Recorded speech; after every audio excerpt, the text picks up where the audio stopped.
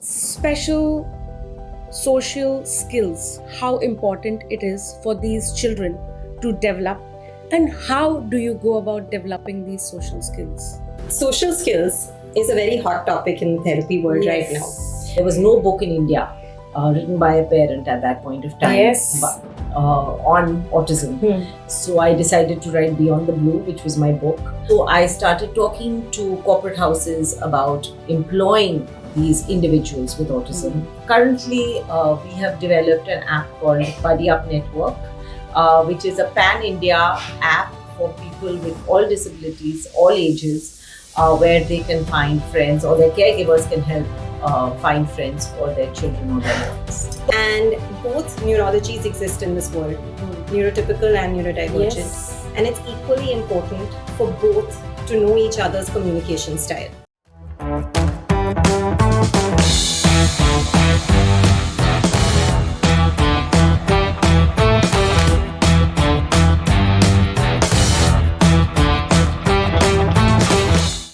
So, welcome both of you to the Dolly Show today. We are so happy that we have both of you with us. So, to introduce our guests, here we have our professional who is Mercia ma'am, and she is a speech therapist. And we have our parent Gopika ma'am, and we are going to have lovely conversations today. And our topic is going to be relationship and friendship and lots more. So, yes, welcome both of you. And this is what makes the Dolly Show unique, a professional and a parent. And we have our conversations. So, great. So, ma'am, my first question to you to start with would be special social skills. Now, let's talk about that. How important it is for these children to develop, and how do you go about developing these social skills? Nobody better can explain it rather than you. So, yes, directly from the horse's mouth. So, social skills is a very hot topic in the therapy world right now. And this answer as actually, it's two different answers. Okay. So, based on the therapy that we learned in college and we were taught, based on that, autism was viewed under the medical model of disability. So, therapy approaches were to cure or fix it, right? So, therapy was all about teaching neurotypical social skills to neurodivergent children. And it was getting neurodivergent children to try and fit into that neurotypical mold. So, an example is, if I'm talking to you, I should be looking at you. If I'm not looking at you, then the other person doesn't know that they're talking to you. Correct. So eye contact was like this biggest social skill to be taught, and the biggest red flag. The child is not making eye contact, so there's something wrong, and so this has to be taught. And we used to focus all our energy and therapy and everything on this, and make all these social stories and all these visuals of looking at people and and how it's rude and how the other person feels and all of that. And now we on my team have come a long way from that. So now where we view autism as a different neurology, and when we're looking at it as different wiring, it has its own set of social rules and its own set of social nuances.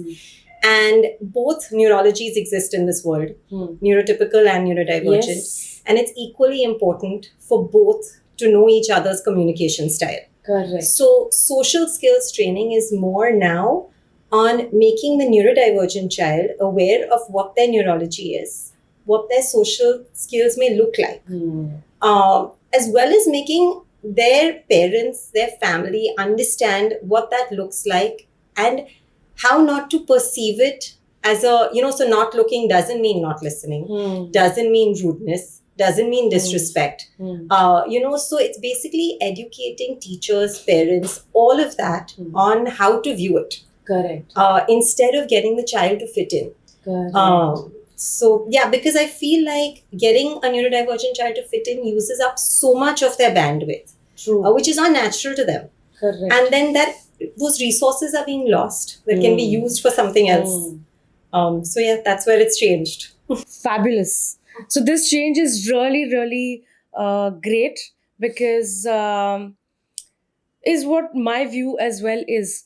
Instead of trying to fit them into this so-called normal world, which is not normal. Right. Even me or you, we are not normal.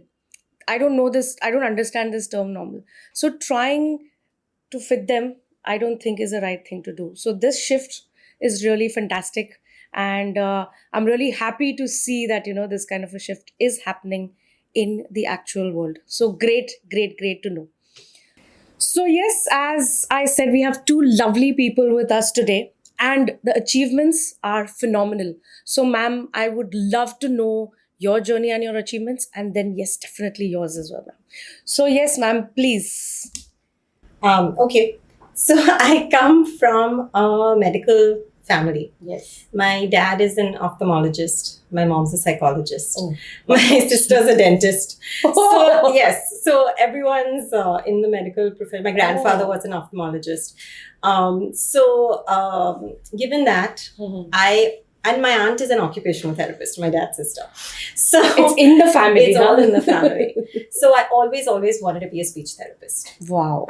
So when we had that medical common entrance test, Mhm. I remember then that I ranked. I could have done MBBS. I said I wanted to speech therapy, and it was one of the later. If you don't get in, you get in there. Correct. So they sent me out again Hmm. to call my dad in to make sure that I knew what I was doing. Oh. So, and I remember this very clearly, and he said, "No, she knows." And that's when I knew. And then I did that. I did my undergraduate in Nair Hospital. I did my master's in the US. I worked some more in the US, and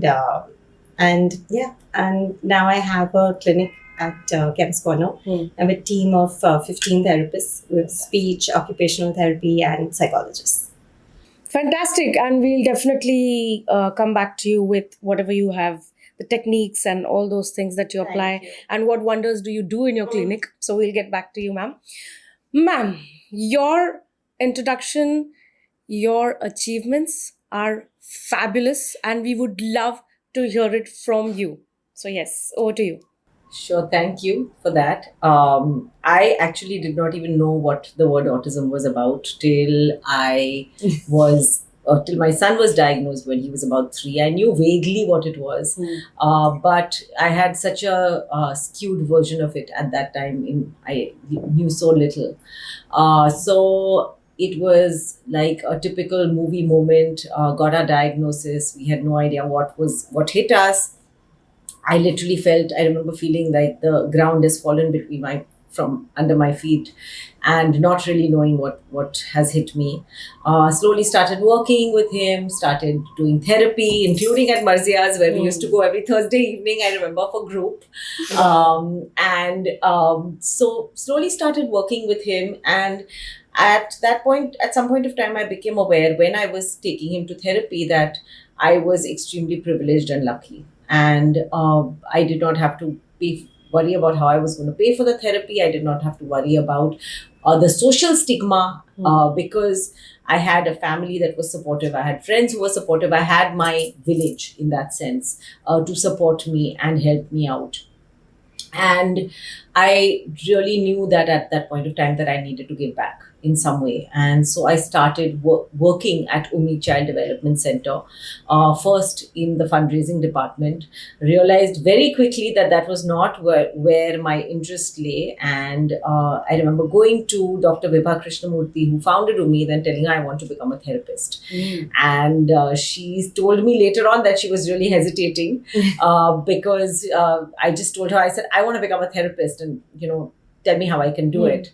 And that's how my journey started. I started working as a trainee therapist, worked my way up, learned so much from every child and every family I worked with.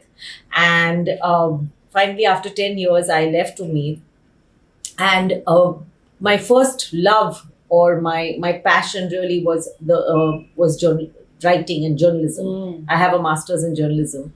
And so that's the way I express myself the best. And so there was no book in India written by a parent at that point of time Yes. on autism. So I decided to write Beyond the Blue, which was my book. After that book came out, I realized that there were a lot of services for children. There are therapy centers cropping up in small towns across India, but nobody realizes that these children are going to become adults. And Correct. then what do they do? Yes. And so I started talking to corporate houses about employing these individuals with autism. Along that time, my son was growing up, and for me, social skills had always been stressful because I remember we used to have to do these structured play dates, and it used to stress me out so much that after some time I said, forget it, I'm not even organizing these. I don't even want to have these play dates. And but at the same time, he met a friend with Down syndrome, Mihan, who is still his best friend. Wow. And Mihan's mom and I realized that this friendship worked so beautifully. Mihan has Down syndrome, Veer has autism. They really compensate for each other. One is very chatty, the other one is not so chatty, but has learned to talk a lot more. Veer is much more independent, can cross roads, take cabs, do a lot of things, which he's teaching Mihan to do now. And we wanted for other kids to experience this magic of friendship. We wanted for other parents to experience what we had in terms of being able to rely on another parent, which we hadn't had, all that time. And so currently we have developed an app called Buddy Up Network, which is a pan-India app for people with all disabilities, all ages, where they can find friends, or their caregivers can help find friends for their children or their ones.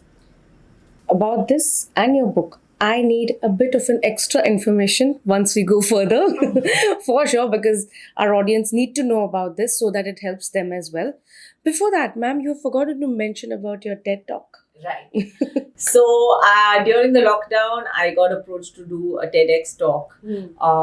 And the talk that I eventually decided to do was on 7 lessons that I've been taught by autism. Because we do know that this condition is one which does not let you it impacts you in a way where you are bound to learn so much. How you respond to it is up to you, but it can become your biggest teacher. Fantastic. That's why I said we have 2 lovely people today. And here it proves. So, yes, ma'am, talking about social skills and friendship. So, what are the techniques that you would recommend for parents to develop this in their children? So I think first, there needs to be acceptance Perfect. of what their child's neurology Correct. looks like, what it means, and what to expect. True. And then also outline the strengths. So that's where we start. Always outlining the strengths. So it's a very strength-based approach. Taking the child's, whatever their interest is at that point, their focused interest, using that in therapy. So whether it's, if we're talking about a younger child, whether it's letters, whether it's trains, whether it's dinosaurs, whether it's, for girls, it can be like unicorns and whatever, in girls sometimes, yes. And sometimes in girls, it looks like they have a lot more neurotypical focused interests. But using that, Correct. as a point of connecting with someone else. Like we were talking about, so not structured play dates or anything, but having children who have similar interests. Many times, it's Lego. So, it doesn't, social skills doesn't always have to be about talking. Correct. Yeah. It can also be just being in the same space and enjoying an activity together. We can just start from there. Don't even have to be doing the same activity. Correct. But just enjoying an activity in each other's space. That's sort of the kind of approach we take.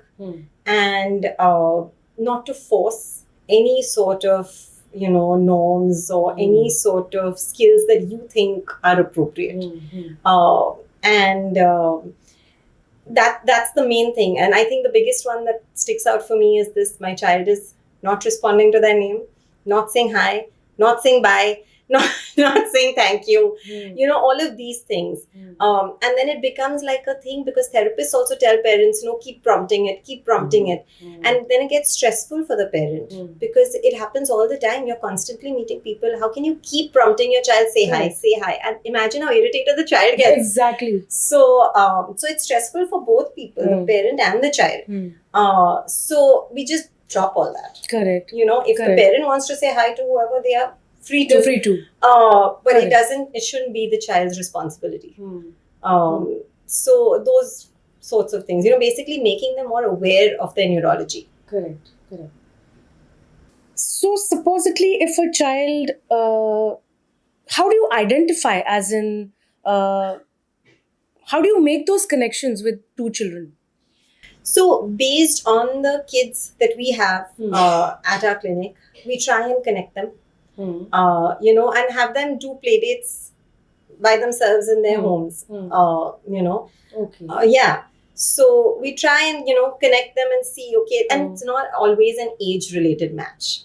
Okay. It's more an interest-related match. Correct. So sometimes the age doesn't match, and that's okay. And that's another thing that the parent has to be okay with. Okay. But, and it's a hard concept also sometimes to wrap your head around as a parent. Exactly. But it's, so through trust building, with the therapist, we talk about all of this. And if we can leave the age aside and focus on just shared joy over something, then that's great. I mean, that's where you start a friendship. Correct. And I think as we get older, a lot of our friendships are not age matched at all. Yeah. And somehow it's okay when we're adults, but it's not okay when we're kids. So we have to let some of that, things that we think in our perspective also go. Yeah, because just recently we had a parent who said, my child likes only kids who are younger to him. Right. He doesn't, like to interact with elder kids. He's not comfortable. He thinks they might, just probably overshadow him or something, whatever his conception was. But he was always comfortable with children who are younger. Yes. So yeah, that pretty much. And I understand the parents' perspective, because the thing is also with children, the size differs. Yeah. According to age. Correct. So if you have an older child playing with younger children, they very clearly look older. Correct. Whereas with adults, you can't really tell. But again, that's something that a parent has to kind of work on and come to terms with and be okay with, as long as the child is enjoying themselves. It doesn't matter. Perfect. Nice. Ma'am, coming to you. So you have developed this Buddy Up app. Yes. How did you come to this? So you had your bunch of experiences. How was that journey? And then what led you to develop this app? So, like I mentioned, it used to be very stressful for me in terms of social skills. I, again, would focus on therapy, right? So there was speech therapy, OT, behavior therapy, handwriting. So the focus was on all that, and to create some sense of functional independence.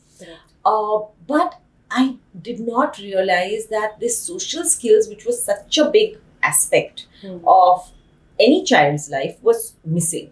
My partner Monisha's son has Down syndrome, and she always, because he is very friendly, chats a lot, and so a lot of her focus was on finding friends for him. But she also realized that even though he went to a typical school, that at some point of time these kids are going to go their own way. And then what? How do you build that lasting friendship, the friendship that will last through life, and somebody who will be there with you at all times? We realized that this kind of friendship is only possible when you have a similar kind of lived experience. And so while even Veer has a couple of typical friends, so does Nihan, that connecting factor of having a disability and living with a disability is something which is unique to them. So they both have their challenges and they're very okay with it. In fact, for the longest time, they did not even realize that either one had a disability. But that becomes the common factor. And so we really wanted more people to have that, because that friendship for them turned out to be therapy, and it continues to be therapy. Wow. You know, when kids are younger, you work on skills like you work on reciprocity, you work on receptive skills, expressive skills. You use little cards to teach them to say please and thank you, your turn, my turn. You know, I've done this in therapy with the kids I used to work with as well. But you don't realize that when you are playing a game with a friend, that my turn, your turn happens. When you're passing a dice to one from one to the other, you're saying please and thank you. Please give me the dice. Thank you for giving me the dice. Things like that. So in play, in the process of being friends, sometimes you have to, when Mihan comes over for a sleepover, he wants to sleep on the bed on top and Veer has to sleep on the bed down. But sometimes Veer doesn't want that. So that negotiation, being able to understand that no, you have to say that today it's my turn, tomorrow, next time you come, it's your turn. Those are all skills which these kids need, right? Like Marzia said, when they were younger, you had to have certain scripted skills, skills which you were taught. Why? Because the whole focus was getting people who are neurodivergent to fit into a neurotypical world. Correct. But what Buddy Up Network does is it helps them connect with other people in their own world. It also helps them connect across disabilities, because that we feel is something which is very unique. I would look only in my autism circles, Monisha would look only in her Down syndrome circles, and that cross disability connection would not happen. But it really works beautifully. So we said we wanted to give other people the opportunity to be able to find friends. And how do you do that? Like Marzia said, she's got her clinic, she connects people. But everybody cannot go to her clinic. And it's only a finite number of kids who go there, and they will be able to connect. Also, it's not necessary that kid A and kid B will connect and become friends. Like in life, the chemistry may not be right. We are friends with certain people and we're not friends with certain people. So it is with kids with disabilities. So we wanted them to be able to have that ability to create multiple connections and multiple friendships with many people. Also, we realized some people might prefer online friends only. Only people that they want to chat with. They may have mobility issues, they may have anxiety issues, and they don't want to have a face-to-face meet. So yeah, I mean, I don't think all this is just for neurotypicals or neurodiverse. I think it's for all. Even we have our own preferences. Right. And so even this generation, you look at them, they don't make phone calls. The younger generation, they only text. They only text. And so we gave that option for that. Then we realized that as caregivers, it's when your child has a condition like autism, it can be very socially isolating. Because what tends to happen is you may not take your child out, especially when they're newly diagnosed. You don't know how the child is going to behave. You don't know if the child is going to have a meltdown somewhere, and so you're a little scared. But it becomes, what happens is, in isolating the child, you're isolating yourself as well. So it can become very socially isolating. And so you might look for somebody who's been through that journey, who's walked that path, and you want to ask questions which you may not feel are appropriate to ask your developmental pediatrician or therapist. Will we ever be happy again? How will we function as a family? What will my child's relationship be like with their sibling? What will my relationship be like with my spouse or my partner? These are questions which only another parent who's walked that path can answer. So we gave the option of a caregiver connecting with another caregiver. Wow. And so 6 weeks ago, Buddy Up Network was launched. We have about, I would say, close to 1,400 active users at the moment. Fantastic. Approximately 500 people have found friends. And they've been chatting on the app. And we are hoping that, it spreads all over India. The next plan is to take it international. But right now we wanted to really be able to connect people all across India, not just in the big cities, in smaller towns, for them to be able to find people who are like them and to find some sort of connection and friendship with each other. Fantastic thing that you have done, ma'am, because yes, it is essential. and very important to build friendships and relationships, because that's how life is going to be further, be it friends, be it your spouse. And we It's don't all realize how much it relationships. contributes to your sense of Exactly, well-being and your exactly. mental health. Mental health. Yeah. Wow, that's really nice. Coming over to you, ma'am. So you do counseling for couples who are on the spectrum. Hmm. So please, we would love to know about that, Okay. because every parent has this question. First and foremost, will my child be able to, first and foremost, friendship, and then will be able to get into a relationship? And now you have already seen couples, you already have answers to how the relationships work, what are the challenges. So please, we would love to know about all of those. Okay, so the reason I got into Hmm. this and even studied this further was because a lot of neurodivergence is genetic. And while a child may have higher support needs, in terms of language or whatever else, and things may be more like obviously seen, a parent may have traits of neurodivergence. And sometimes if the parents are not the same, don't have the same wiring, it leads to a lot of conflict, especially when it comes to parenting. And I was on the receiving end of all of that, and I didn't feel equipped enough to deal with it, which is why I studied further to deal with it. Wow. Because the language that it's just everyone's perspective when it came to the child, when it came to each other, that was impacted, and it was impacted because of the neurodiversity. And so that's how I started working with couples, and I really enjoy it. And Something new, something different of an experience. so whether it's couples pre-marriage, I've done premarital counseling, and post, have a with a kid, without a kid, all of those things. But it's basically, the counseling involves a lot of seeing things from each other's perspective. Correct. So it's sometimes with a neurodivergent mind, it's like, when you draw 6 over here and I'm saying it's a 6, and you see it as a 9, but you may tell that I can see it as a 6. But someone with, who's neurodivergent may be like, it's a 6, and that's it. It's a 6. It's a 6, yeah. That's what it is. Yeah. And that's where the mind gets stuck. Just seeing that one perspective and not being able to see the partners. So it's seeing the other perspective. It's finding some sort of common communication ground. It's, sometimes also what happens is a lot of adults mask their traits a lot. Up to fit into work and, all these places, right? But you don't mask at home. Correct. Right? It's your safe space. It's where you let your mask down.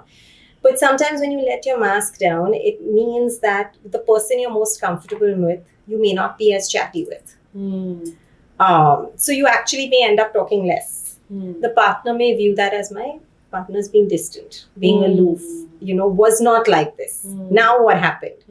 So it's when you look at it through a neurodivergent lens, can you understand that nothing's happened? It's out of comfort. So it's when you view it that way, you're not viewing it negatively, and it changes your whole perspective on it. But then also finding, both people should get kind of what they want out of the relationship. But it's, those sorts of things where you're just trying to view it through a neurodivergent lens, and especially with women. I feel with women who are neurodivergent, they tend to mask a lot more. So they get misdiagnosed very often with depression, bipolar disorder, anxiety disorders, all of these things, sleep disturbances, all of these things. But the neurodivergence gets missed. And then you're working on all of this without knowing getting what to the the root root. cause is. Exactly. And sometimes people come and they're so relieved to know that they're neurodivergent, because then it makes sense. Yeah, it's finally, like, finally my anxiety, my sleep, my whatever else makes sense. Makes right? sense. It ties into one picture. and it's not all these 5,000 things that are wrong with me.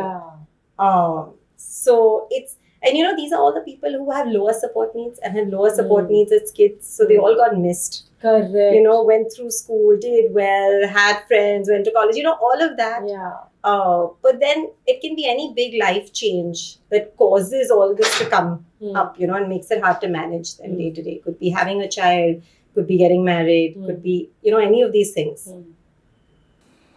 So yes. So there are, so I have heard that, there are a lot of people who get diagnosed after marriage. Absolutely. So the partner is the one who, identifies that there's something off with my partner and is when the diagnosis comes out. Is that like, I've heard a few cases of such kind. Absolutely. That's very common. Okay. That's very common. But it's good that if they do recognize it as the neurodivergence and not as some other personality disorder,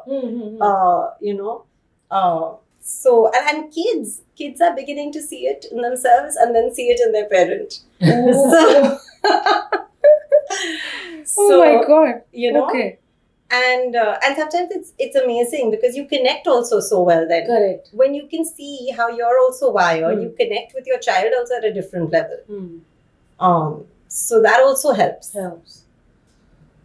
So could you tell me just one of your biggest challenge that you've ever faced in counseling couples? Sure. So there are quite a few. What? So there's a couple I work with, and and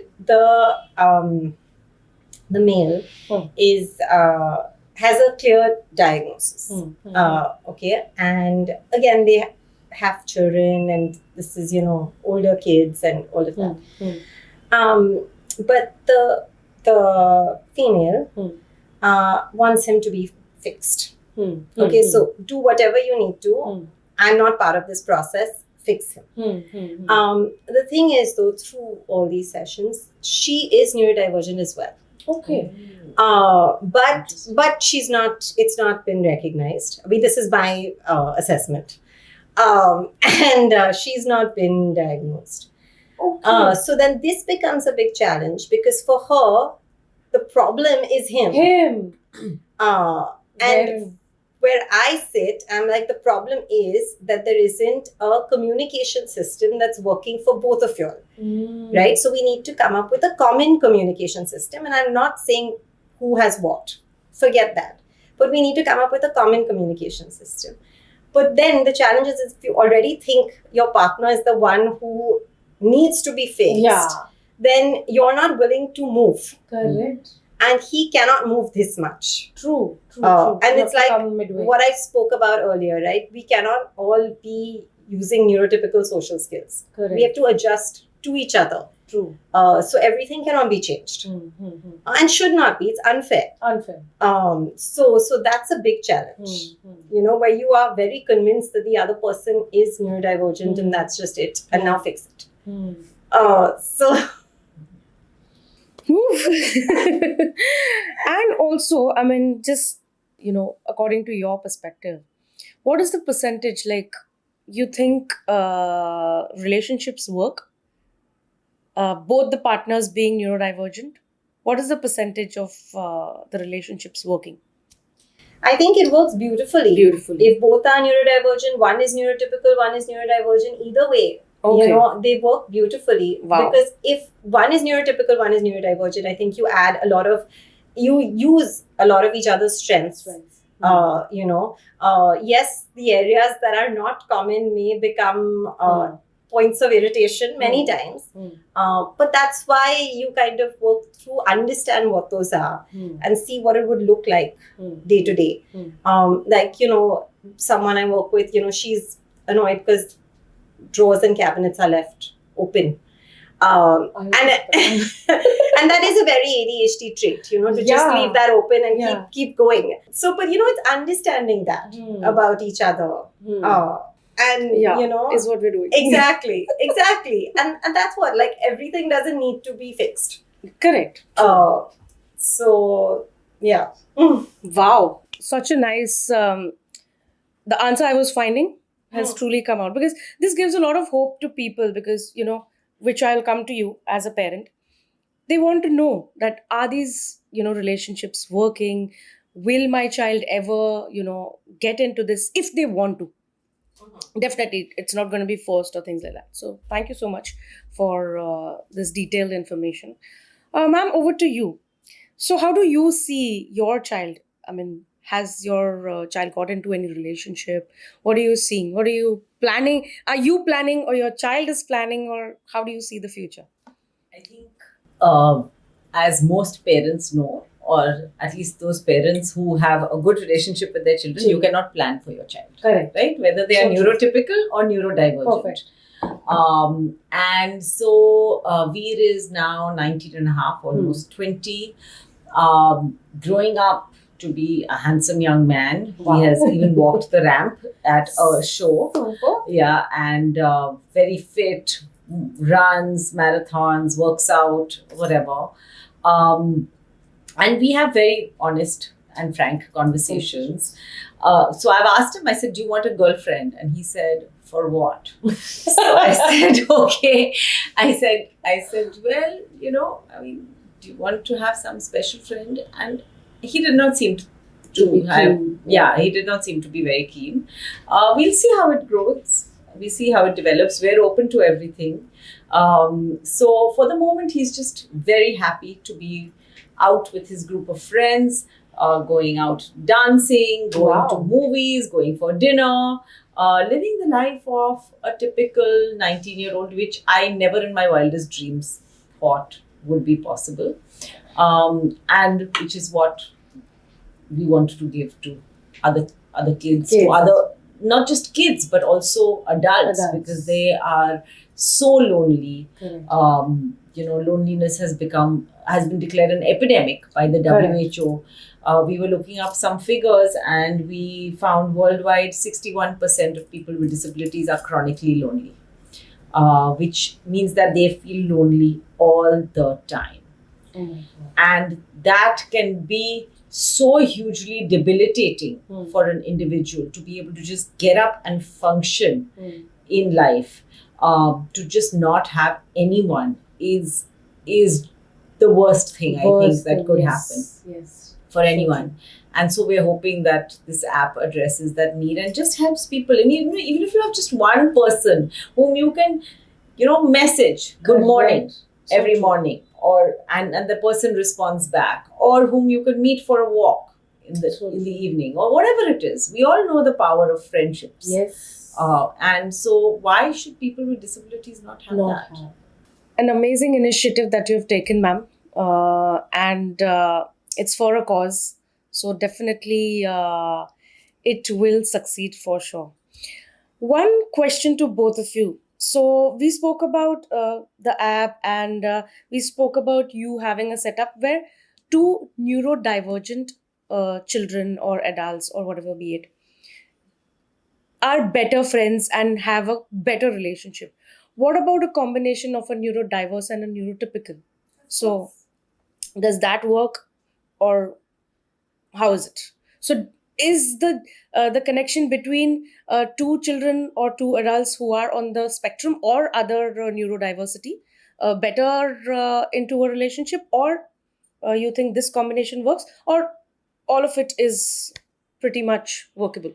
I think any combination works as long as you find that, that connect. And, like Gopika said, I mean, we can keep connecting people, but they have to find that connect. And that can be with a neurotypical, neurodivergent child, both neurodivergent, any combination. But one thing is, though, the older the kids get, the friendship does kind of then depend on their support needs. Correct. So if they have higher support needs, then it may be difficult with a neurotypical peer. And that's why this app would be amazing. So that is one thing. But if the support needs are lower, then yes. How about you, ma'am? So your son, what kind of friends? I mean, are they all neurotypical? I mean, are they all neurodiverse? or he has neurotypical friends as well? How is the combination? So my son's current group of friends are all, kids with different forms of disabilities and different ages. What Marzia was talking about. So he has friends who are almost 30. He's himself a teenager. He's also connects fantastically with my friend's daughter, who's about 8 or 9, and loves hanging out with her. He's also best friends with one of my friends who's in his 50s. Okay. And he and this friend of ours have their own connection. They WhatsApp each other and they've got a great friendship. So it varies across the spectrum of age. Also the spectrum of neurodivergence and being neurodiversity in that sense. I think for people who are neurodivergent or people with disabilities to form friendships with people who are neurotypical, it's totally possible. But like Marcia said, there has to be connection. There has to be acceptance on both ends. It's not just that the neurotypical person has to accept the person who is neurodivergent or who has a disability. There has to be an acceptance on both sides. And I think it can work. I think that a lot of people who are neurotypical or people who don't have disabilities are very in their own world and may not have reached out to people who do have disabilities, who actually do have a lot to offer. Correct. It's almost like it's a separate group that has been created. But people with disabilities do have a lot to offer. They can be great friends. And it's just that I think that's just been two separate worlds. India is still very stigmatized when it comes to disabilities. We do not have that much acceptance. We don't even have that much awareness. Yes. Right? And so I think we have a long way to go.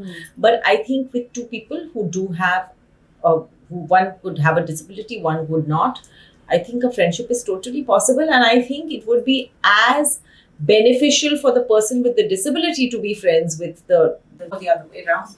I think both can add tremendous value to their life. Fantastically answered. Perfect. So you have, ma'am, taken another amazing initiative of trying to create employment for these children, these individuals who have now grown and become adults. Because obviously we passed that phase of first being diagnosed, then the therapies, then the vocational training, or then they have to get into this world and be independent. So yes, employment is definitely a huge and a major part in their life. So ma'am, we would love to know this initiative that you have taken. So I consult with organizations individually as well as through an organization called Rangam, which works as a workforce talent platform to place individuals with who are neurodivergent within organizations. And I think what I've seen is that a lot of organizations have shown interest in this. It is not that easy as just recruiting a neurotypical individual. Because there has to be a system, there has to be processes which are followed. And at the same time, each individual you recruit will be a unique individual. And so you have to make sure that you are able to support and help them to thrive in that environment to their best potential. Correct. And so starting from the way that a job description is written to the way the interviews are conducted. So when you have somebody who's autistic and you ask them to face an entire panel, the anxiety would be huge.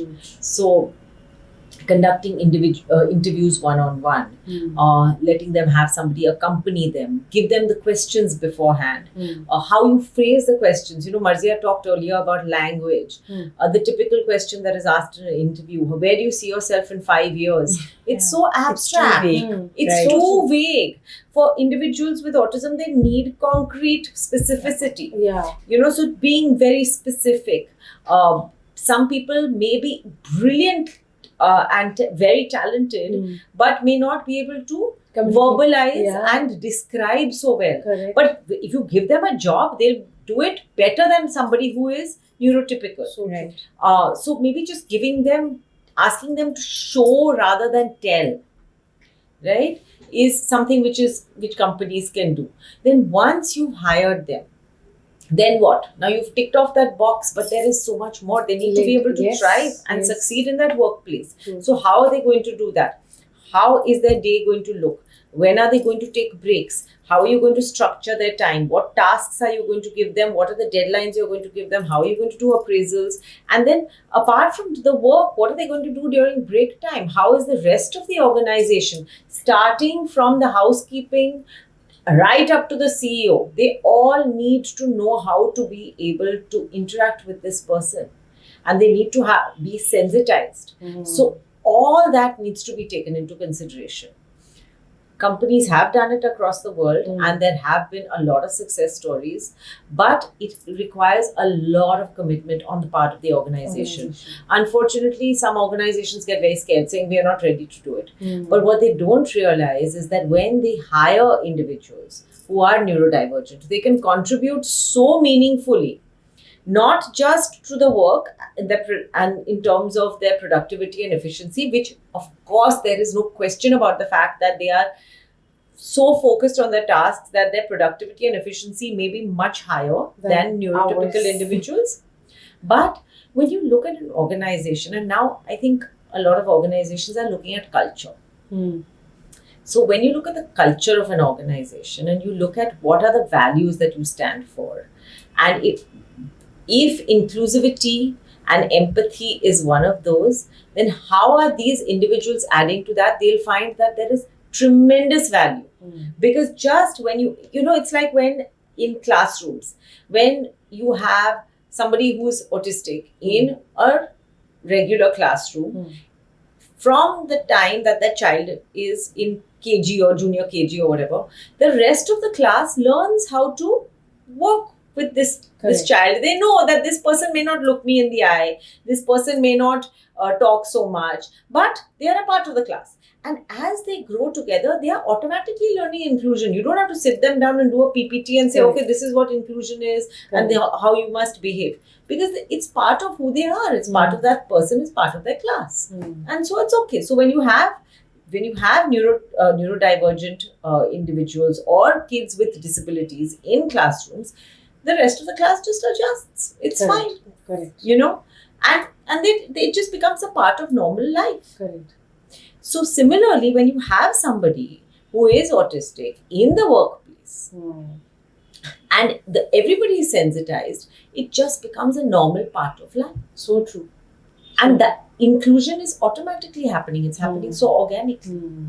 So when organizations do pay attention to Hmm. that and give importance to that, it creates such a ripple effect that actually it is not only impacting their productivity, efficiency, the bottom line, but it's also impacting the culture of the organization. It's impacting how they are viewed, in the general kind of corporate space, how they are viewed by future employees. Mm. And it just changes the whole ecosystem in which they function. Perfect. So as I was talking to you just recently, Adidas, Egypt Adidas, they got in touch with us, and they wanted us to give a lecture about the same thing that ma'am was talking. They wanted to sensitize their organization for them to be able to understand what this thing is, and then to be able to then correctly know what they're supposed to do if there is such an employee working with them. So yes, slowly and steadily things are changing. Organizations are taking a great initiative to do all of this. Even for that matter, I spoke to you, Nestle is also taking initiative. So if these brands, they can set an example for others, and I think this is how the world's going to change. And it So, should yes. actually start from the schools. Yeah. Yes, Because kids are amazing and they are the most adaptable. Correct.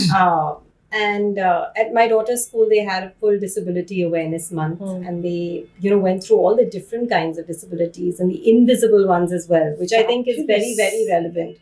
And it's very important that kids know this because it's, like we said, it's a normal part of our neurology. Correct. Right? There are normal variations.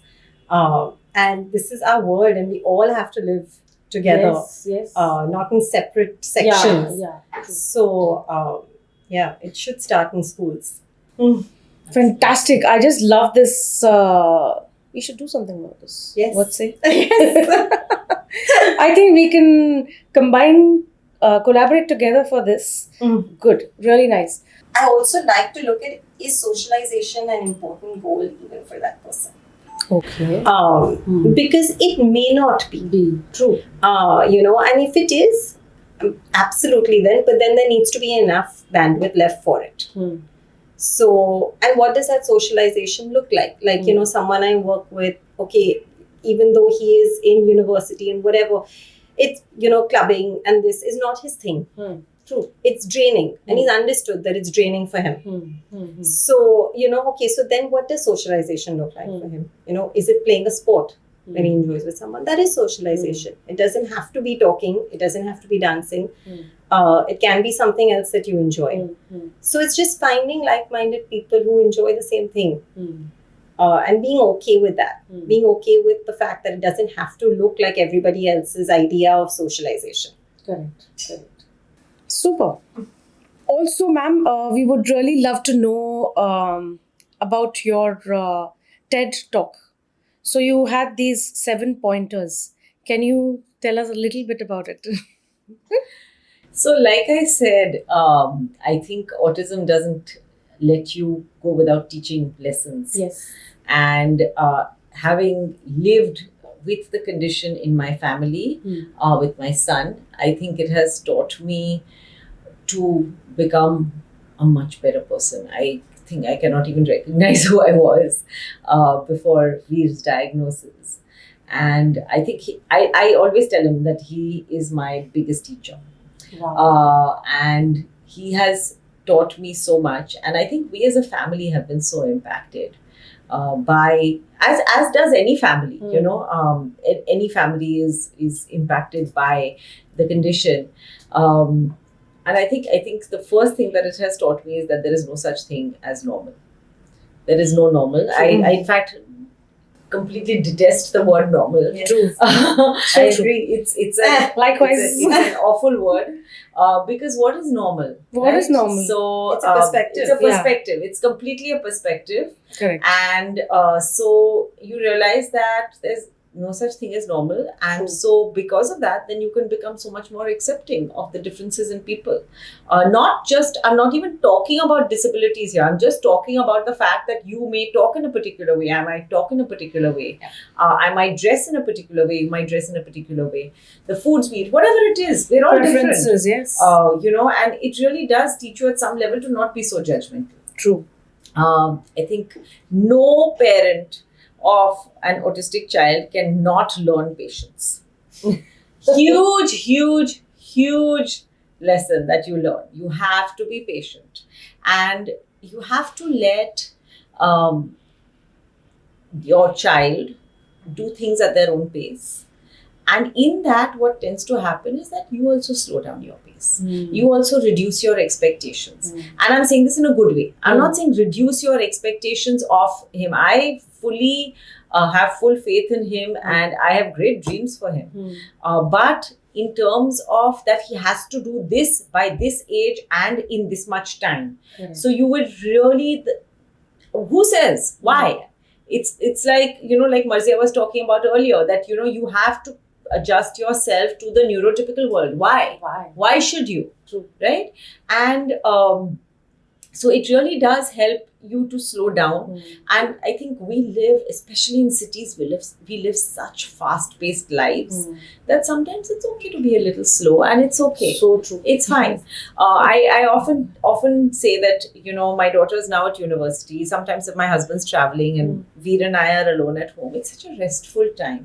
Wow. Because, we will be doing our own thing. We'll kind of meet up for meals. We'll watch a movie together, we'll do something together, but it's just very restful. There's no major conversation happening. There's no need to constantly keep talking. You can just be. Exactly. And it's very restful. It's lovely. And so that whole perspective changes of what a relationship can look like. You don't have to keep talking to have a relationship. You can be in perfect communication without speaking a single word. And that's a lovely thing. And I think the other thing that I have, two things that I talked about. I mean, I won't talk about all 7. One is the importance of self-care. And I tell this to all the parents that I work with, is self-care. Please don't feel guilty about it, because you need to take care of yourself. True. And self-care does not necessarily mean getting a facial or, going and buying a new outfit. If you want to do that, fine. No worries at all if that's what it looks like for you. But just looking after yourself, whatever that may mean to you. It could just be sitting and staring out of a window for 10 minutes, but taking that time out to do that. And the other thing is that you are not super person. True. Okay, so you cannot do it all yourself. We have this. I cannot tell you the number of people who have talked to me and said, "Oh, you're so inspiring. You're super mom." And I say, "No, I'm not super mom. I'm just doing what I have to do." Because there is no super mom or super dad or super parent, right? I am able to do what I do because there are so many other people around me who are supporting me. Correct. And please rely on that support. Take that support, because if you don't, you're going to crumble and you're going to break. So create that village for yourself, because that kind of support is very, very important. And really not thinking that you can do it all yourself. It doesn't make you weak to ask for help. And going off from what Gopika said, as a part of self-care also, I think also not forgetting that you have a relationship with your spouse and you have a relationship with another child if you have another child, right?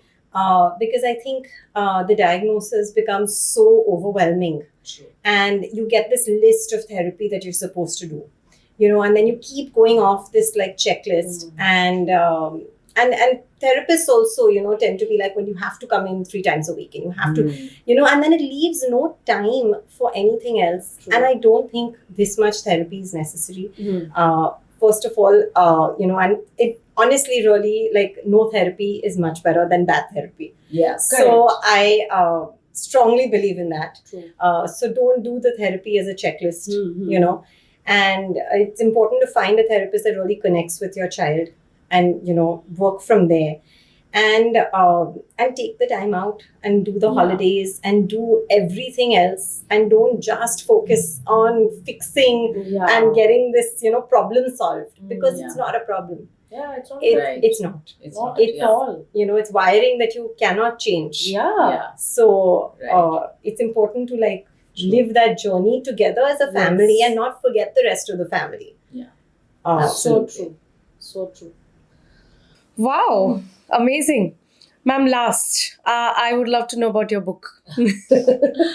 So this was a book that was waiting to be written. It was, I think, inside me. And so, being a journalist, I have a master's in journalism. I've always expressed myself by writing.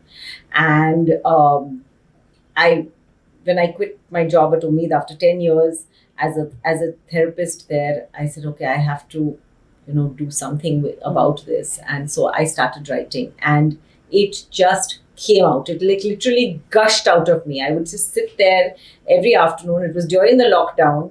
I would sit there every afternoon. I had this discipline where I would sit and I would write. And before I knew it, it just came gushing out. And I would keep writing, and I would tell my husband, I'd say, it's not ending. And he'd say, but you have to stop at some point of time. And I'd say, but it's not ending. I have more to say. And it would just keep coming out and out. And I feel now that maybe I could have added a couple more chapters. I two. don't know. But it just kind of gushed out of me. I knew that I wanted it to be a few things. I knew that I wanted it to be not just my story, because it's more than my story. Fabulous, both of you. We have got such lovely insights from y'all, and y'all don't even know how much hope y'all have given, y'all will be giving to the audience. So, thanks to both of you. And believe me, the honor is all ours, the pleasure is all ours having you both with us. Thank you so much for Thank being you. at the Dolly Thank Show. you for having us. Thank you. Thank you.